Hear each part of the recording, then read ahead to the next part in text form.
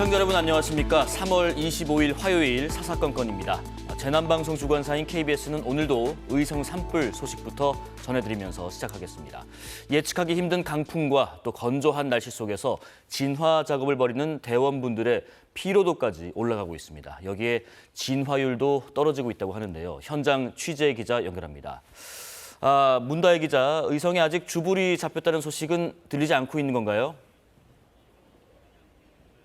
네, 저는 지금 의성 산불 현장 지휘본부에 나와 있습니다. 이곳 산불은 오늘로 나흘째 접어들었지만 시간이 지날수록 점차 확산하는 모습인데요. 강한 바람이 수시로 방향을 바꾸면서 진화의 속도를 내지 못하고 있습니다. 현재 산불은 남서풍을 타고 안동 길안면까지 확산한 상태입니다. 산림당국은 국방부 등과 협의해 헬기를 이를 때까지 늘리고 인력 3천여 명을 동원해 민가와 주요시설 방어에 총력을 기울이고 있습니다.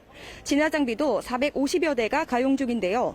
특히 지상 진화를 위해 고성능 산불 진화 차량 9대와 산불 특수 진화대 130여 명, 공중 진화대 10여 명을 추가로 투입했습니다. 거센 바람에 안동과 맞닿은 청송군까지 위기감이 감돌고 있습니다.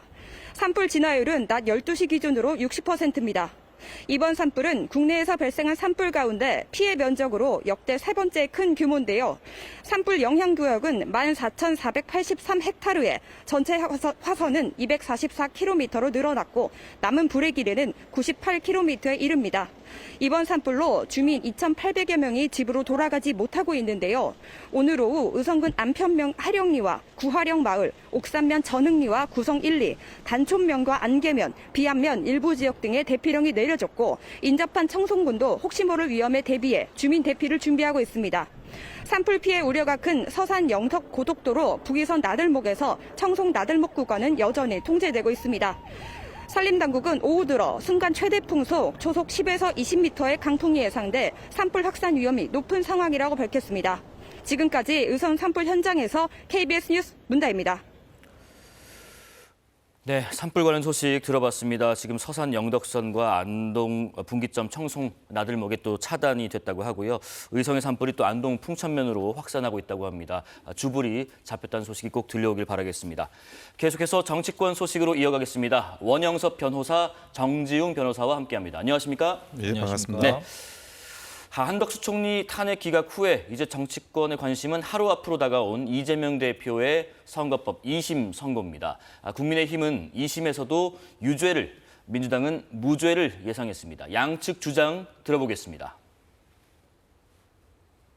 이재명 대표의 꼼수들이 용인되면서 6개월 안에 끝났어야 할 1심은 2년 2개월 만에 마무리됐고 위헌법률 심판을 반복적으로 제청하는 무리수까지 두었습니다. 1심에서 허위사실 공표가 명백히 확인되었고 증거는 차고 넘치므로 피선거권 상실형 원심 판결이 유지될 것입니다. 이제 법을 우습게 여기고 농단하려는 정치 권력에 대한민국의 법치주의가 살아있음을 보여줄 때입니다. 검찰은 이재명 대표에 대해 없는 죄를 만들어 억지 기소를 했습니다. 기억을 처벌하려는 시도는 법적으로나 상식적으로나 납득하기 어렵습니다. 검찰도 공소 유지가 어렵다고 판단했는지 공소장을 변경했습니다. 네, 일단 민주당의 장외 투쟁이 탄핵 심판 촉구를 위한 것이 아니라 1심과 비슷한 결과가 나올 것이기 때문에 내부의 비명 세력을 누르기 위한 것이다. 이렇게 보고 있네요, 원영섭 변호사님. 근데 저는 좀 다른 관점으로 보는데요. 네. 근데 저번에도 그 이재명 대표가 다른 법원의 결정을 앞두고 이런 장외 집회나 이런 실력 행사로 보이는 행동들을 많이 하셨어요. 네네. 매번 했습니다. 그렇기 때문에 탄핵 심판 촉구가 아니라 오히려 그 2심 법원을 향해서 지금 외치는 게 아닌가 싶고요. 근데 특별히 그 이재명 대표한테 유리한 증거가 제출된 적도 없고 네. 유리한 증인이 나온 적도 없고 아무 변동 사유가 없거든요. 그러니까 가명 사유도 본인이 자백을 하면 모르겠지만 그것도 아니고 그리고 다르게 이거를 사안을 볼 만한 게 전혀 없습니다. 그래서 1심도 2심과 같이 2심 또 1심과 같이 비슷한 내용의 유죄 판결이 내려질 거라고 예측이 됩니다. 네네. 지금 더 뉴스 속보 한 가지 전해드리고 이어가겠습니다. 한덕수 대통령 권한대행이 치안관계장관 회의에서 이런 얘기를 했습니다. 헌법재판소의 결정은 민주적인 절차를 거친 법적인 판단이기 때문에 존중돼야 한다라는 얘기와 함께 헌 정사의 지금 중대 분기점이다. 공권력을 도전하면 현행범으로 체포하고 철저히 수사하겠다라는 입장을 내놨습니다. 자, 정지용 변호사님, 네. 계속 얘기를 이어가 보죠. 네. 그렇다면 선거법 2심에서 일각에서는 뭐 감형이 될 사유가 없다, 뭐 이런 주장도 있는 것 같습니다. 예, 이 지금 이제 감형 사유로는 우리가 보통 한 3가지 정도를 듭니다. 네. 뭐 이제 진지한 반성이 있어야지 감형이 되는 것인데 지금 이 재판 과정에서 계속 무죄를 다투고 있지 않습니까? 그러니까 이게 감형 사유는 없는 겁니다. 그래서 일부 무죄가 된다면은 형량이 줄어들 수는 있겠죠. 네. 두 번째는 피해의 회복, 피해자와의 합의 뭐 이런 것들이 또 감형 사유인데 이 공직선거법상 허위사실 유포 같은 경우에는 뭐 피해자라고 합의할 피해자라고 할 게 없잖아요. 예. 그렇기 때문에 또 그 부분도 감형 사유라고 볼 수가 없고 이제 이 공직선거법에 특이한 감형 사유가 있어요. 뭔가요? 뭐냐면 상대방이 소수이거나 전파성이 낮은 경우 이럴 경우에는 감형 사유가 되는데 네. 지금 이게 무슨 국감장이나 또는 국감장도 다 지금 이제 방송이 되고 있지 않습니까? 그다음에 인터뷰를 하거나 이런 거는 소수라고 볼 수가 없죠. 그래서 이 감형 사유에는 해당되기는 어렵다고 보이는데 이 사건에서 3가지 우리가 주요 포인트를 좀 짚어볼 필요가 있습니다. 네. 이 공직선거법 250조를 보면요. 당선되거나 되게 할 목적으로 뭐 허위 사실을 말하는데 그중에 여러 개가 열거가 돼 있는데 그중에 하나가 행위입니다. 행위. 네네. 근데 여기서는 뭐 김문기 씨를 알았냐 몰랐냐 몰랐냐. 이건 인식의 문제잖아요. 예. 그래서 이 어떤 인식의 문제 또는 뭐 해외 출장 중에 골프를 쳤냐 안 쳤냐 이게 과연 뭐 행위로 볼 수 있을지 없을지 그게 하나 첫 번째 관전 포인트고요. 네. 두 번째는 국회 증언감정법이 있습니다. 근데 이제 국감장에서 한 내용으로 국회 증언감정법에서는 증언으로 인해서 어떤 불이익한 처분도 받지 않는다. 이런 내용이 있거든요. 네네. 이것이 2심에 지금 반영이 될 건지. 세 번째 좀 중요한 부분이 뭐냐면 공소장 변경을 재판부가 요구한 겁니다. 예, 예. 근데 이 공소장 변경을 요구한 것은 2가지로 해석될 수 있는데 이게 이재명 대표한테 굉장히 불리하게 재판부가 어떤 유죄 판결을 내리기 위해서 공소장 변경을 요구한 것으로 볼 수도 있고 네. 또는 일부 무죄를 주기 위해서 공소장 변경을 요구한 걸로 볼 수도 있습니다. 그렇기 때문에 이 3번째 포인트는 정말 큰 양날의 검으로 작용할 수도 있겠다. 네. 이렇게 말씀드릴 수 있을 것 같습니다. 원영석 변호사님 의견도 한번 들어볼게요. 지금 말씀하신 것처럼 2심 재판부가 공소장 변경을 요청한 부분, 이게 뭔가 혐의가 명확하지 않다는 방증일지 아니면 지금 말씀하신 대로 뭐 2가지 사유 중에 하나가 될지 궁금하네요. 아니요. 그런데 그 부분은 이렇습니다. 그 1심에서도 네. 알았냐 몰랐냐 이 부분, 김문기 씨에 대한 알았냐 몰랐냐 이 부분은 무죄를 받았어요. 그러니까 무죄를 받았는데 이재명 대표가 그때도 재판부가 이 알았냐 몰랐냐 이런 그 내용 특정해 가지고 좀 그 이야기를 해달라 검찰에 몇 번 지시를 했습니다. 네. 근데 그 검찰이 결국에는 그 특정을 잘 못했다는 이유로 무죄를 받았거든요. 그런데 이 부분을 검찰이 이제 항소를 했어요. 예. 항소를 하다 보니까 아니 그러면 다시 이 알았냐 몰랐냐 김문기 씨를 이 부분에 대해서 정확하게 특정을 해라. 이 이야기가 또 있는 거예요. 근데 네. 그 부분과 관련해 가지고 논의가 되는데 지금 이제 그 골프를 골프를 친 거는 그 특정이 돼 있다. 골프를 안 쳤다라고 말한 거는 골프를 쳤다는 사실과 반대되는 사실을 진술했기 때문에 특정이 돼 있다고 했고, 그리고 그 무엇보다 이 전체 그 사건 중에 제일 중요한 부분이 그 국토교통부의 협박 부분입니다. 이 부분은 팩트로는 이미 인정이 돼 있고, 아까 이제 국회 증언감정법 이야기를 하셨는데 거기에 다른 죄로 다른 그 법률로 처벌하지 못한다고 이야기한 건 있어요. 근데 그거는 형법의 위증죄가 따로 있거든요. 그러니까 그걸 나눠가지고 형법 위증죄가 아니라 국회 증언감정법에 따라서 처벌하라는 취지지 허위 사실을 유포해가지고 그것을 선거의 목적으로 이용하는 거는 그거는 별도의 죄입니다. 그게 1심에서 인정을 받은 겁니다. 네. 지금 이재명 대표의 이 선거법 위반 사건은 이 대표의 정치적 생명은 물론이고요. 또 민주당의 운명까지도 달라질 수 있는 부분이기 때문에 지금 항소심을 하루 앞두고 민주당이 막판 무죄 여론전을 펼치고 있습니다.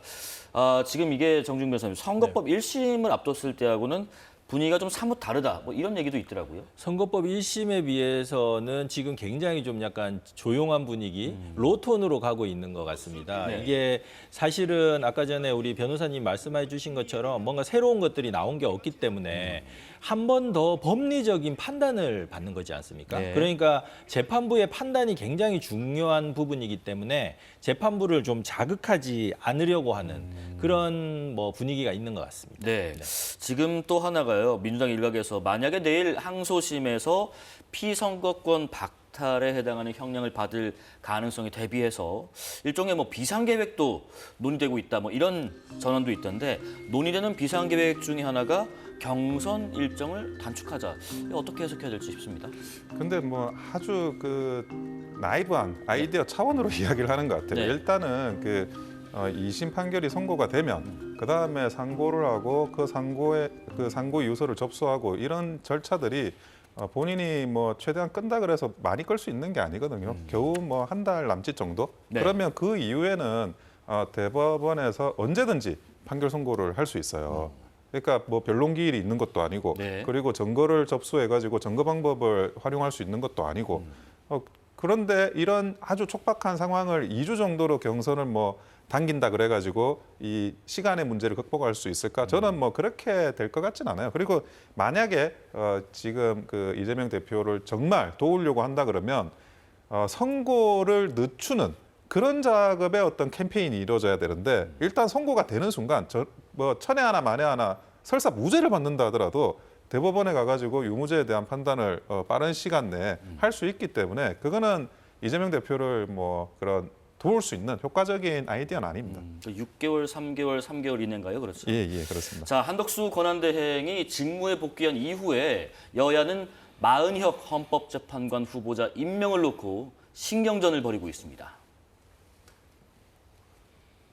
이재명 민주당 세력은 100배 사죄를 해도 모자랄 판에 한덕수 대행이 복귀하자마자 마은혁 후보자 임명을 압박하며 재탄핵 가능성을 시사했습니다. 헌정사상 최초로 대통령 권한대행을 탄핵시켜 놓고 그 권한대행을 다시 재탄핵하겠다는 것입니다. 그야말로 집단 광기가 극단으로 치닫고 있습니다. 국회가 선출한 헌법재판관 3인을 권한대행이 임명하지 않는 것은 헌법과 법률 위반이라고 분명히 못 박았습니다. 한덕수 대행은 헌재 결정 취지대로 오늘 당장 마은혁 재판관을 임명하길 강력하게 촉구합니다. 대통령 권한대행으로서 헌법 수호라는 중대한 책무를 다해야 한다는 점을 잊지 않길 바랍니다.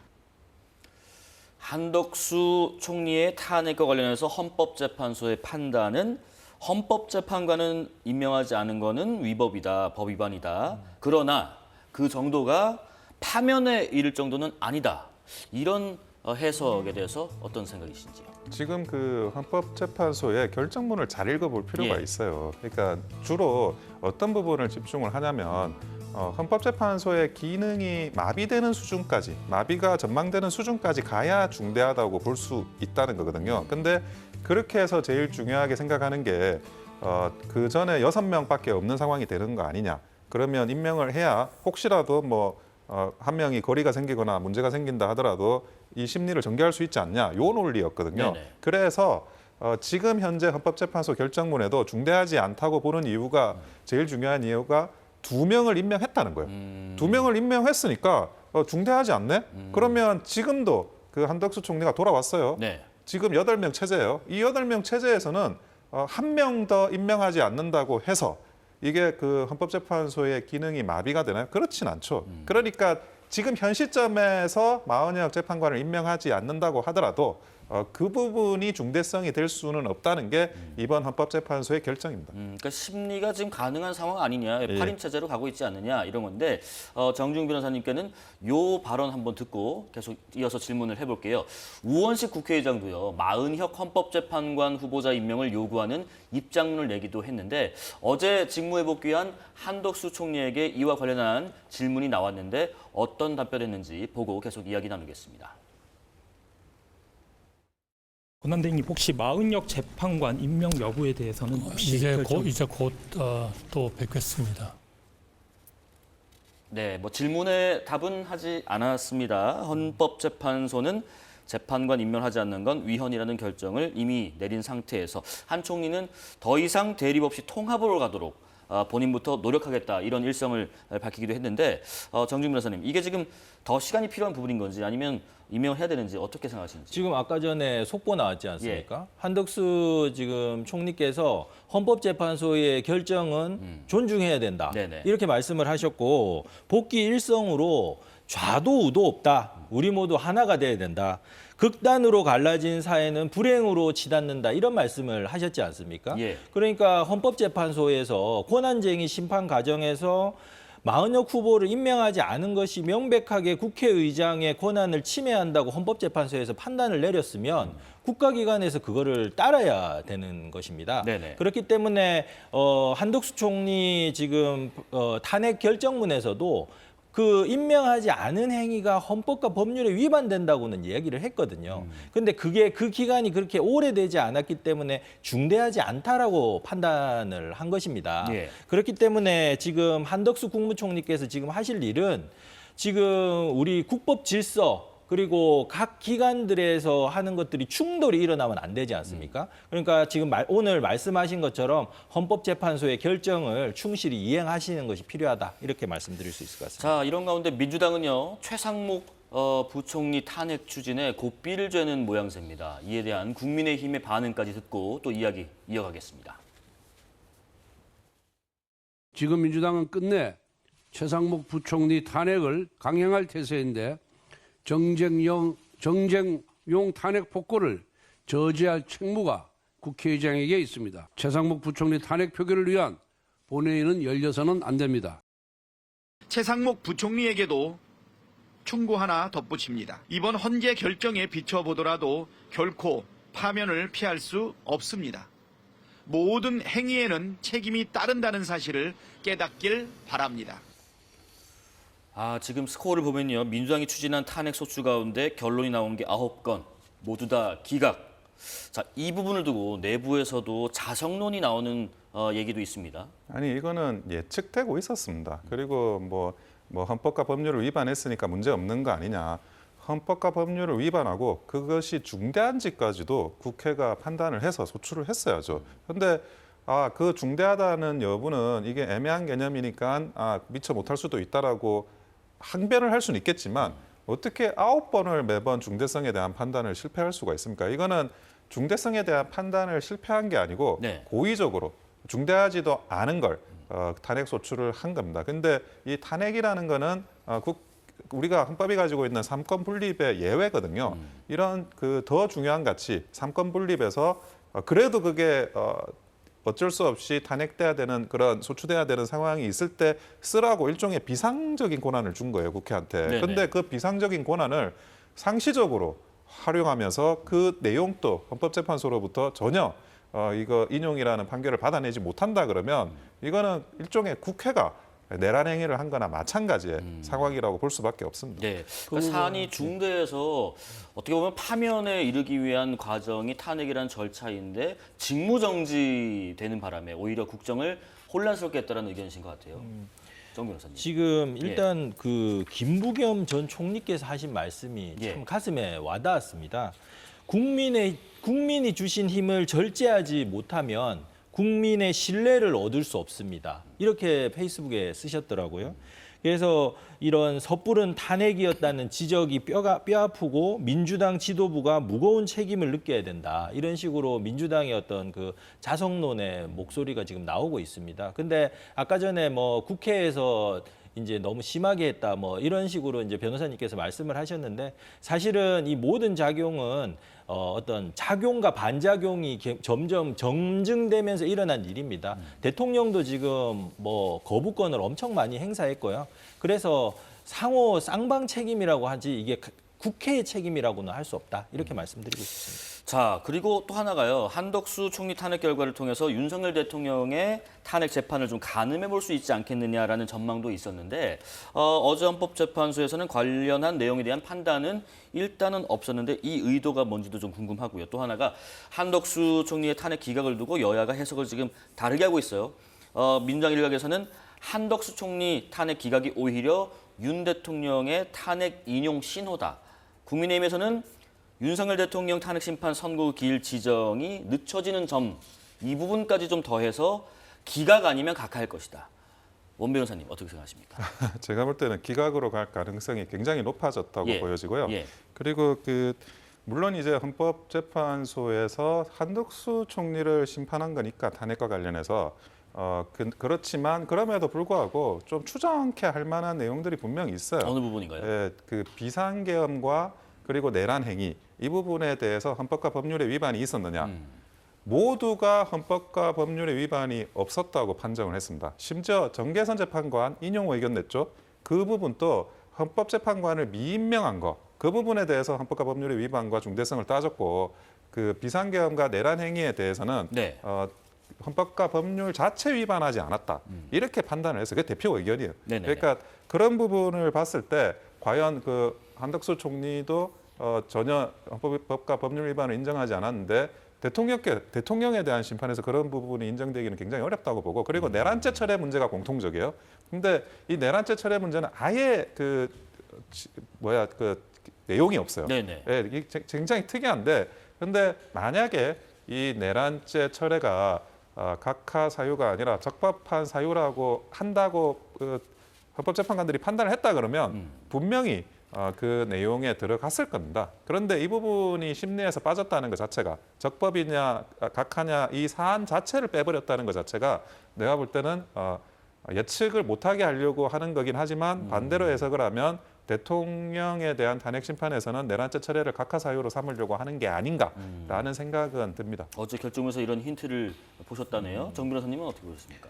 예, 지금 뭐 국민 중에 상당수가 8대 0으로 이거 탄핵은 인용될 것이라고 많이 기대하는 분위기였는데 지금 어저께 결정이 나온 이후로 많은 분들이 좀 불안해하시는 것 같습니다. 그래서 지금 이 구도를 보면 이제 그 보수 이제 각하 의견 내신 두 분하고 네. 그다음에 이제 그 아예 기각 의견 내신 그 김복형 네네. 예, 그 재판관님하고 이 세 분이 이제 보수 성향이라고 볼 수 있는데 이분들이 어떻게 보면 칼자루를 쥐고 있는 것으로 보여요. 그렇기 때문에 그 이전에 검사 탄핵도 먼저 있었고 체제 감사원장 탄핵이 있었고 그다음에 한덕수 총리 이제 탄핵 결정이 이제 이게 나오고 있지 않습니까? 그런데 이분들이 지금 칼자루를 쥐고 있는 상황에서 그러면은 지금 여섯 표를 지금 확보를 못한 것이지 않습니까? 그렇기 때문에 지금 이 부분은 결코 지금 안심할 수 없는 상황이 됐다. 네. 이렇게 평가할 수 있을 것 같습니다. 예. 자, 마지막으로 짚어볼 소식은요. 전국 농민회 총연맹이 오늘 그 트랙터와 트럭을 이끌고 윤 대통령 탄핵 촉구 시위에 나섰는데 상경을 시작한 오전부터 경찰과 지금 대치를 벌였고요. 지난해 12월에도 양측 간 대치한 바가 있는데 이 상황이 다시 재현됐습니다. 원 변호사님 어떻게 생각하십니까? 이 트랙터 진입을 불허하는 거는 예. 그 안전 문제 때문에 당연하고요. 그리고 그 농민이라고 하시지만 저 트랙터를 가만히 보면 굉장히 깨끗해요. 보통 이제 농사 짓던 트랙터는 이렇게 흙이나 이런 게 많이 묻거든요. 네네. 그런데 굉장히 깨끗한 트랙터가 정말 이 농사 짓던 트랙터가 맞는지 그것도 좀 의구심이 들고 무엇보다 아니 저런 트랙터를 그 상경을 시켜가지고 집회에 활용할 수 있게 한다면 아니 그 우파 시민들도 있지 않습니까? 그분들은 불도저라도 끌고 와가지고 집회 현장에 투입하면 되나요? 아니지 않습니까? 그래서 그런 부분들에 대해서 굉장히 위험한 물건, 특히나 이제 그 차량이지 않습니까? 예. 이런 부분을 마치 당연한 어떤 집회의 도구로 생각하는 이런 세태가 바로 잡아져야 된다고 생각을 합니다. 예, 그러니까 지금 말씀하신 것처럼 법원이 트랙터 진입을 지금 불허한 상황이고요. 트럭 20대 진입만 허용을 했는데 전농 측에서는 이제 법원이 불허한 트랙터를 트럭에 이제 싣는 방식으로 상경을 했더라고요. 지난해 그 시위에서는요, 남태령 고개 인근에서 대치를 하다가 결국 경찰이 허가를 했고 일부 트랙터가 한남동 관저 인근까지 행진을 하고 문제없이 돌아가긴 했단 말이죠. 근데 이제 오늘 나온 내용은 일단 진입 불허입니다. 어떻게 생각하십니까? 그러니까 이것도 법원의 결정을 지금 사회가 이렇게 혼란스러울 때는 사법부의 결정을 존중을 해야 됩니다. 경찰에서 일단 불허를 하니까 서울행정법원에서 이 부분에 대해서 집행정지 가처분 판결을 내린 겁니다. 네. 그래서 일부 인용을 해줬어요. 일부 인용해준 게 트럭 20대는 진입이 가능하다. 그러면은 그 법원의 결정의 그 취지를 따라야 되지 않습니까? 그런데 거기다가 트럭에다가 또 트랙터를 실어가지고 이렇게 서울 시내로 진입을 한다는 거는 법원의 결정을 과연 존중한다고 할 수 있을 것인가, 이런 부분에 대해서 지금 나라가 이렇게 혼란스러울 때는 자든 우든 윤석열 대통령을 지지하시는 분이든 아니면은 탄핵을 찬성하시는 분이든 사법부가 우리 사회의 심판이지 않습니까? 그 사법부의 판단은 절대적으로 따라야 된다. 이 말씀을 드리고 싶습니다. 경찰은 이런 입장이죠. 트랙터 시위 자체가 위험성을 동반하고 헌법재판소 선고를 앞두고 반대 당체와 충돌 우려가 매우 큰 상황이다. 따라서 경찰이 트랙터 시위를 제한할 수밖에 없는 것이다. 법과 원칙에 따른 엄정 대응 입장을 밝히기도 했는데 혹시 지난번하고 뭐가 달라진 게 있는 건가요? 아니 그 위험성이라는 거는 예. 지난번도 위험하고 이번에도 위험했는데 남태령에서 넘어서 이동하게 그것을 허용해 줬다라는 게 저는 그때도 납득이 안 됐어요. 네. 그리고 물론 이제 법원의 결정을 따라야 되는 건 당연한 말씀이신데 한번 생각을 해보자고요. 그러면 우파 시민들도 트럭은 허용된다고 하니 트럭 끌고 가가지고 헌법재판소 앞에서 또는 광화문에서 집회를 하면 되나요? 서부지법 앞에서. 그러니까 그런 부분들을 그 어느 진영에 동일하게 적용될 수 있는 그런 결정을 해야 된다는 겁니다. 이 진영에서는 이렇게 결정해도 되고 저 진영에서는 저렇게 결정하면 왠지 안 될 것 같고 이런 식으로 문제를 풀어나가면 그 자체가 불공정한 판결이라고 비판받을 수밖에 없습니다. 저는 우파든 좌파든 어느 진영이든 트럭이나 트랙터나 불도저나 그런 걸 활용해가지고 집회를 하는 거는 지양되어야 된다고 생각합니다. 제가 그거 관련해서 말씀드리면 지금은 헌법재판소의 시간입니다. 그러니까 뭐 이렇게 막 감정을 앞세워 가지고 어떤 그 물리력을 동원하는 이런 것들은 양측에서 다 자제를 하셔야 되고요. 왜냐하면 지금 이게 일촉즉발의 그런 위기들이 있지 않습니까? 지금까지는 다행히도 유혈 사태가 없었습니다.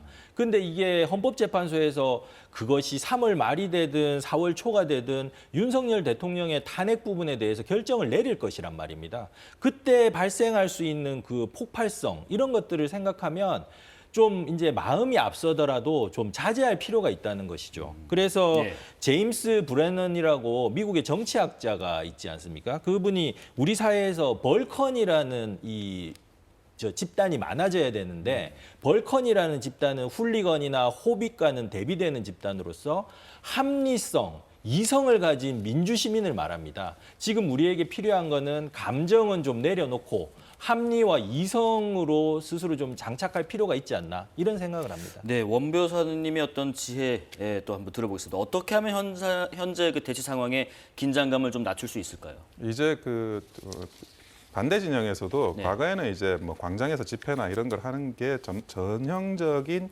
어떤 그 좌파 진영의 그런 무기였어요. 그런데 이제 그 우파 진영도 이런 광장의 집회가 굉장히 체계화돼 있습니다. 특히나 2030들이 그 우파 집회에 많이 참석을 하면서 이런 어떤 그 돌발적인 위험성이 굉장히 높아졌어요. 그러니까 과거에도 운동권에서 집회할 때 그게 뭐 화염병 던지고 했던 이유가 젊은 분들이 있으면 그렇게 좀 다르게 사태가 그 불예측적으로 변하거든요. 그러니까 이게 뭐 법원에서 이렇게 해라 저렇게 해라도 중요한데 굉장히 위험한 상황이 일어날 수 있다는 거를 모두가 인식을 했으면 좋겠습니다. 자, 지금까지 정치권 소식 원영섭, 정지웅 변호사와 함께했습니다. 고맙습니다. 감사합니다.